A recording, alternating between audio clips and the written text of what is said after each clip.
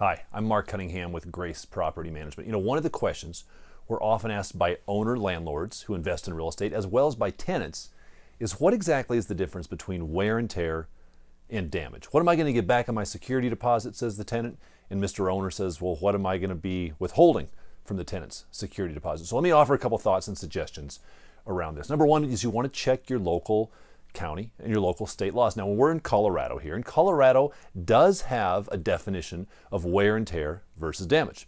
This here is from the Colorado Revised Statutes. This is a law per Colorado state, and it defines wear and tear as it relates to security deposit returns this way.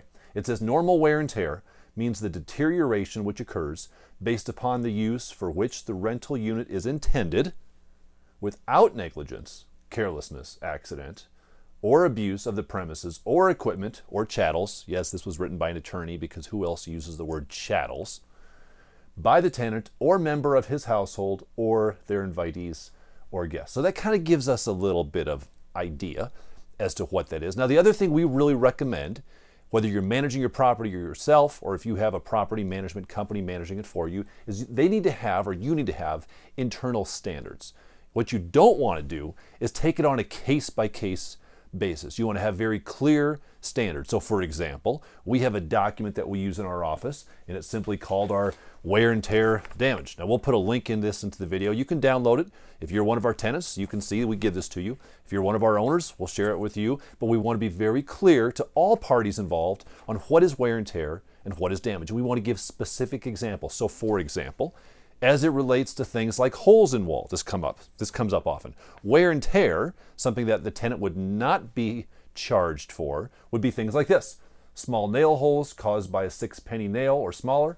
A 6-penny nail is 2 inches long and is used for hanging fixtures, frames, and other items on a wall. Standard. We want to be really, really specific. So I don't know if you can see this, but little tack holes in walls that people use to hang pictures, that's not a tenant damage. A tenant's not going to be charged for that. Why? Because they shouldn't be. That's considered wear and tear. Now, what's not considered wear and tear? Well, as we say, large holes from hanging shelves, pictures, screws, wall anchors, TV brackets, or other wall hanging art, wall hangings that cause damage larger than that. So for example, that's not going to be wear and tear. This would be something that a tenant would be charged against their security deposit for because it's not wear and tear. Let me give you one more example as it relates to carpet.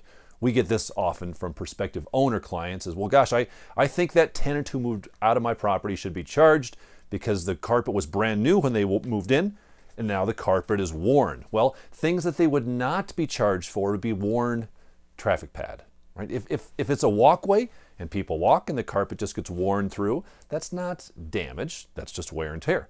Now, things tenants would potentially be responsible for from a damage standpoint on carpet would be things as we define: torn, burned, stained, missing, ripped, or pet damaged carpet. Okay, this is not wear and tear. When you drop the iron on the carpet and it burns a hole in the carpet, that's going to be considered damage, and they're going to be charged for that. Or my favorite picture. Now, this was not one of our properties, but it's kind of a famous little picture of the person that brought their Harley into the living room and decided to do some wheelies and circulars in the hardwood. Just a fun picture. Hopefully this isn't happening to your rental property. Let me give you one more example. Windows. Dirty windows are things that are not going to be charged. Now, cleaning upon a move out is another one of those gray areas where you have to be cautious on what is potentially charged to a tenant because they should have it cleaned, but how clean is always the question. And that's where a judgment call is required.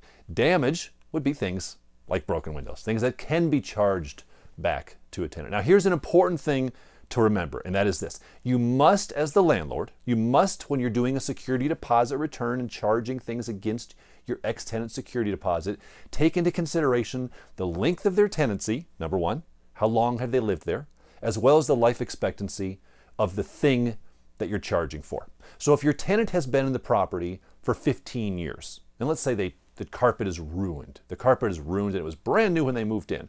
Well, they've been there for 15 years and the life expectancy of carpet has been exceeded.